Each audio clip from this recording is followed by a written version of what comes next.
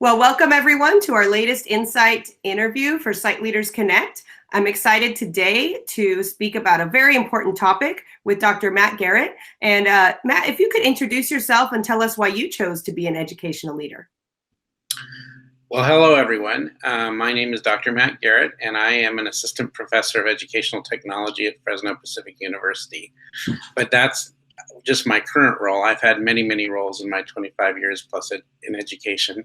I started as a mathematics and computer science teacher in the middle school and secondary school, high school, and that's what I started a long time ago.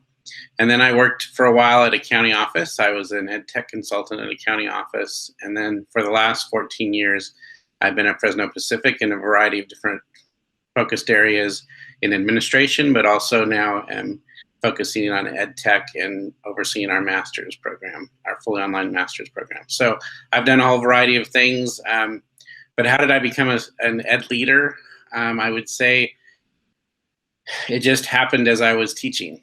You know, I was really involved in technology and wanted to use technology in my own classroom, and I didn't want to teach summer school during the summer. So it was a lot more fun to teach teachers and do professional development in technology a long time ago when the internet was new.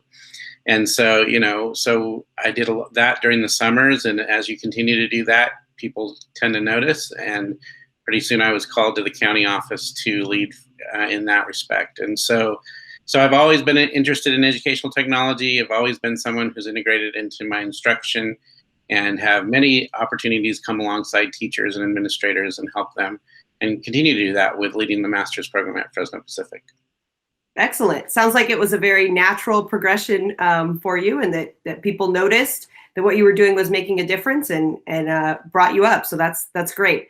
Well, I know you have a very important topic to speak with us today. Can you share some insight on digital citizenship? Well, we've had that topic before, but I know you're talking about parents and communities getting involved in this as well. So go ahead and share some of your insight about that.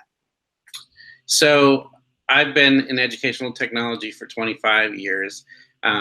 But probably the place that I've learned the most about educational technology is being a parent myself. And I'm a proud father of a 20, 18, and a 17-year-old. And so I'm in the thick of it, and have been in the thick of it for many years. So yes, I have a doctorate, and yes, I have a master's and all those things, and I work at a university, but really what qualifies me for this topic is being a parent myself. And also my dissertation was on mobile technology, and I followed two schools as they rolled out one-to-one devices. And I've been a big fan of technology all my 25 years, but now schools and districts are handing these devices to our kids and sending them home. And we need to do more to help prepare parents. And that's kind of what I'm interested in now is, what are the resources out there? What are the things that we need to think about so that as we're handing these devices to our kids, that they're using them effectively for the education that they need, but not getting into things that are going to damage them for life. And it goes way beyond the earlier ills of the internet. They're still there, but now it comes down to the sexting and the relationships and the bullying and the things that are even more insidious than just seeing improper content on the internet. And so unfortunately, I've had some experience with my own kids. And I just really feel like that's something that we need to continue to talk to parents about, and especially as educators, it's our responsibility to do that. And we can't assume it's just happening as we send devices home to their homes. So I've been giving some presentations on this over the last year, have some resources that I've developed. And because I'm a professor, I always start with the research. And so, there's lots of research out there. And so I'm going to try to change my screen here and show you some of the graphs and things that there's more than this on my site, but some things that might be useful to think about as we talk about this issue. So let's see if this works. Okay, perfect. And I would agree with you, Matt, that I think we have a moral responsibility to teach, safety, digital citizenship, and internet safety in our schools. But I would agree that many times parents aren't aware of the dangers as well. So I think this is a very important topic, and I'm glad that you are sharing this with us and with others as well. So this is my website. It's a Satori site, and it says the 5 C's of cyber parenting. And so these are some things that I've been thinking about. And, one of the things that, like I said, is some of the research. And so we won't take time to take a look at it, but there's a research piece done by the Pew Internet Foundation regarding monitoring of teens' digital behavior. And the stats are pretty high that parents are involved, but it's only up around 60-70%. And so one of the things that always concerns me is, what about the 30 or 40% that don't have any, not necessarily care for their kids? I wouldn't say that, but they just are so busy that they're not paying attention, or they just don't know what's out there. And so one of the things, again, I think that's interesting is trying to determine where our interest and our engagement with our kids are when we do this. And so encouraging parents to be engaged, I think, is one of the things that we need to do. It can be difficult, though, with single parent households and others. So it is something that is, I think, something that's a problem and something that we have to pay attention to. So let me switch here real quick to, this is another article that I have on the website called "Have Smartphones Destroyed a Generation?" And this is some of the graphs from their study. And what's interesting to me here is, if you see the line here, this is when the iPhone was released in 2007. So we're just over 10 years from that. And they've been tracking this information, for a long, long time for 8th, 10th, and 12th graders. But if you notice the huge dip when on this graph with hanging out with friends. And so I can testify that with my own kids. There used to be a PSA that said, "It's 10 o'clock. Do you know where your kids are?" And yeah, I know where my kids are. They're in my house. They're hanging out online and with their friends. And so they're not going out of our house as much. They're in our house. And that's not good or bad. It's just something that has really changed with the ability to be connected 24/7. And so anyway, that was an interesting stat. The other thing is this no rush to drive stat. I have 2 kids that have no interest in driving. I have 1, but 2 kids that aren't, and 1 that I don't know if will ever want to drive. And so again, this whole impact of being connected 24/7 has really impacted kind of the things that, like, when I was 15, I couldn't wait to get my car, and 16 and be out of the house and drive. Couldn't wait, but that's not the case so much anymore. This is interesting. There's less dating. Again, this is going outside of the house. I think there might be some dating online that's happening, but certainly less dating. This might be good. Less sex, I don't know, but it may be a different type of sex as well. But this is a scary one. Kids are more likely to feel lonely now after the iPhone. And so, and not just the iPhone, Android phones too, but the smartphone. And so that's a problem. And then obviously not getting enough sleep because the kids have the devices in their room. One of the things in my household, all devices are checked in at 10 o'clock, and so it's not so much that I'm worried that they're going to be doing bad stuff online at night. It's just the fact that they need to get their sleep. So anyway, those are some stats that I think are interesting and to consider when we talk about this whole issue of cyber parenting. Yeah, and I've noticed the same with my own son as well. I have a 15-year-old, and he doesn't care about driving, which is so different. And yes, he hangs out with friends, but not physically, as you said.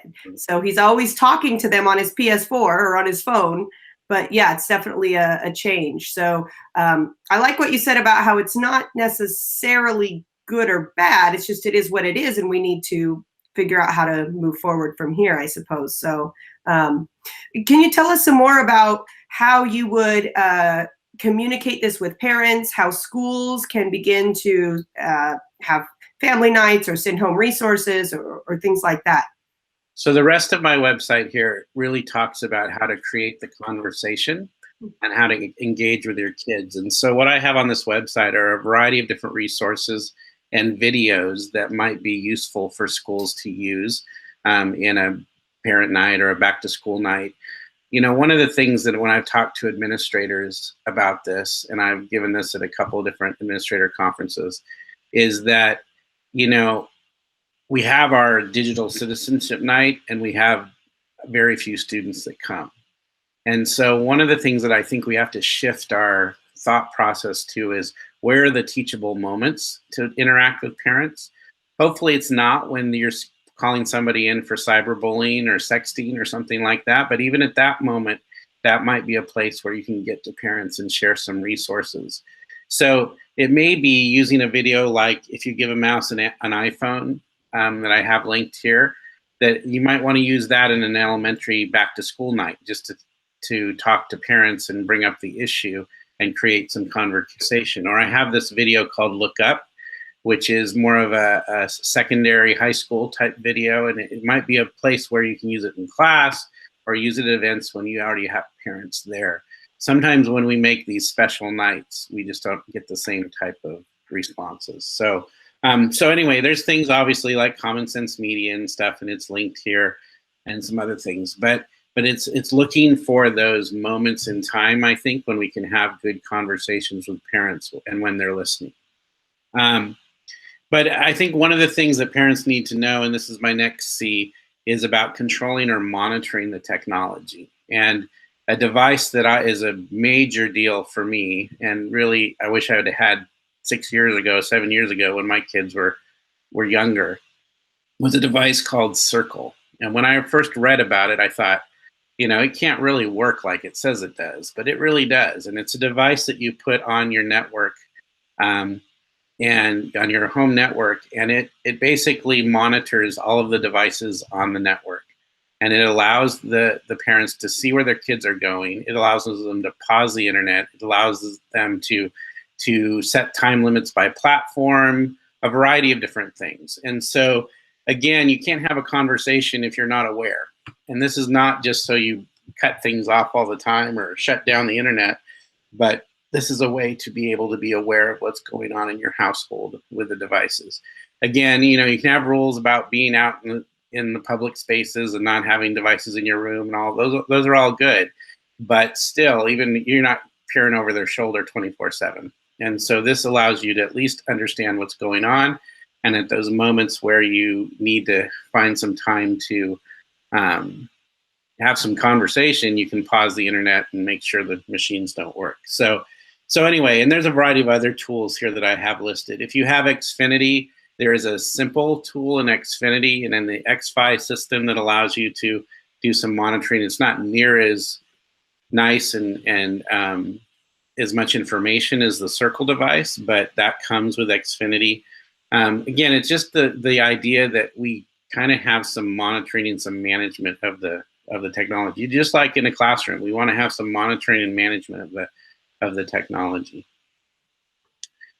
And then obviously we need to clarify the expectations of what we want to do in our household as a family. And you know, there's no one way of expectations that's right or wrong. It's what's best for the family. And so here are some resources about, you know, setting up contracts or agreements, or, you know, finding ways to talk about how we can be good citizens from a family perspective.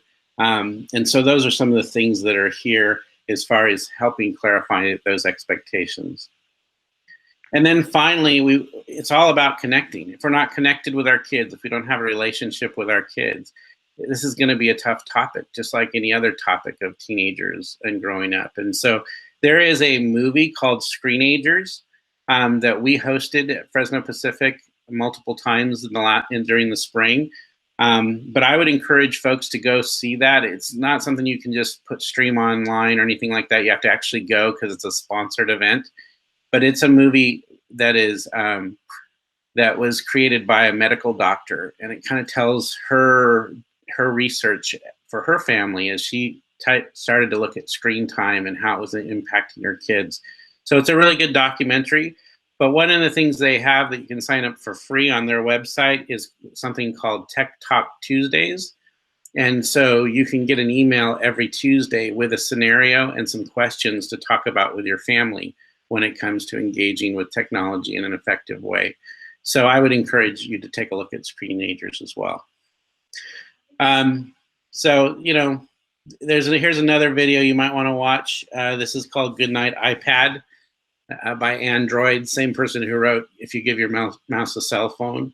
And so again, some of these interesting children's type stories might really open up the ability to have a good conversation around technology. So those are my resources. Those are the things that I think can really help parents. But I think as educators, we have to look for those teachable moments when we can share something with parents. And it may be a digital citizenship night, but it's also all those other times we interact with parents and or teachers or kids, being able to say, okay, have we thought about this? Tell me a little about your use of technology, and you know, how can we be productive, and how can we model? I mean, one of the things that's in the Screenagers movie and has been in multiple articles here is us as adults modeling. We don't model great balance when it comes to technology sometimes. And I love technology, have for all my life, but we have to have balance in our lives. And so I think that's kind of what this final video is all about, is, you know, sometimes we just gotta put it away, you know, and unplug, and that's important as well. Absolutely. Well, thank you so much for sharing all of those resources and all of that insight. What do you have a website address that we can our viewers can go to explore your website more? And are there other resources that you would steer them to as well? Yes, you can get to this website at tiny.cc/cyberparent. So tiny.cc/cyberparent. Excellent. I like that term, cyberparent. That's a good one as well. So, and I continue to add resources as I find them, or things that I've used with my own family or used with students in my graduate classes. So it'll continue to grow and be modified. So check back often. Excellent. Well, thank you so much for sharing this topic that's, I think, will be important not only for educational leaders, but also for educators and for parents, because many of us as educators are also parents, and that's so I want to thank you for all that. Any closing thoughts that you wanted to say to our viewers, just to kind of speak to the importance of this topic, or any other closing remarks? Well, I would just say that it's the brave that do this, and it's going to take courage. It's not always going to be easy working with your kids, but the whole idea is we want to launch them successfully into adulthood. We want them to have good skills to be able to know when and where and how and what's the best way to use technology. And that's part of our responsibility as parents and educators. So. Absolutely, I would agree. Well, I want to thank you, Matt, for being with us. I want to remind everyone to check out siteleadersconnect.org. We have an EduLeader database on there. I believe Matt is on there with his website. If not, we'll get you on there right away. And you can certainly check out other leaders to follow as well. So thanks again, Matt, and everyone have a wonderful day.